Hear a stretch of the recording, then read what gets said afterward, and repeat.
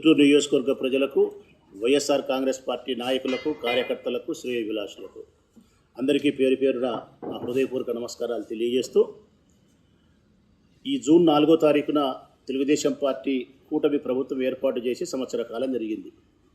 గడిచిన ఈ సంవత్సర కాలంలో ఒక్క సంక్షేమ పథకాన్ని కూడా పేద ప్రజలకు అందించకుండా ఇచ్చిన మాటను తప్పి వాగ్దాన భంగం చేసి మోసం చేసింది.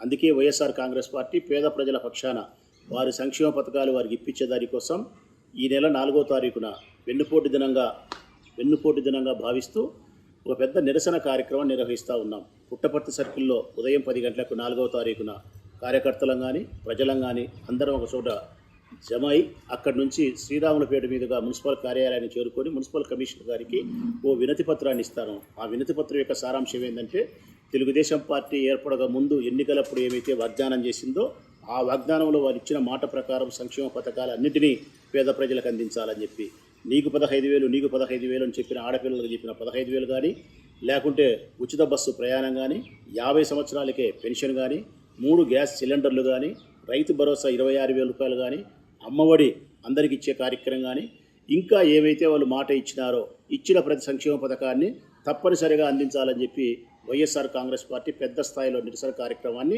నిర్వహిస్తూ ఉంది. అందుకే ఈ కార్యక్రమానికి ఈ నెల జూన్ 4వ తారీఖున ఉదయం 9:30 పుట్టపర్తి సర్కిల్కు కార్యకర్తలతో పాటు స్వచ్ఛందంగా ఈ నియోజకవర్గంలో ప్రజలు, ముఖ్యంగా మహిళలు చేరుకోవాలని, సంక్షేమ పథకాలన్నీ కూడా అందేది వారికే కాబట్టి వారు చేరుకోవాలని ఈ నిరసన కార్యక్రమం ద్వారా ప్రభుత్వం మీద ఒత్తిడి తెచ్చి మీకు రావాల్సిన డబ్బులను మీరు ఇప్పించుకునే ప్రయత్నంలో వైఎస్ఆర్ కాంగ్రెస్ పార్టీకి భాగస్వామ్యులు కావాలని చెప్పి మనస్ఫూర్తిగా కోరుకుంటూ, ఈ నియోజకవర్గంలోని ప్రతి అక్కను, చెల్లెలను, ప్రతి తమ్ముడిని, రైతును, నిరుద్యోగిని, ప్రతి ఒక్కరిని మనస్ఫూర్తిగా ఈ నిరసన కార్యక్రమానికి ఆహ్వానిస్తాను.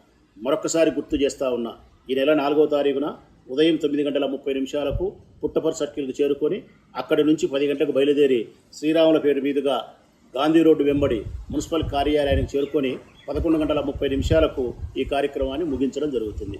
అందరూ ఆహ్వానితులే. ప్రతి ఒక్కరూ తప్పనిసరిగా యూట్యూబ్లోకి వెళ్ళి కడప వార్తను లైక్ చేయండి, సబ్స్క్రైబ్ చేయండి. ఇట్లు మీ జి రమణయ్య, ఎడిటర్, కడప వార్త.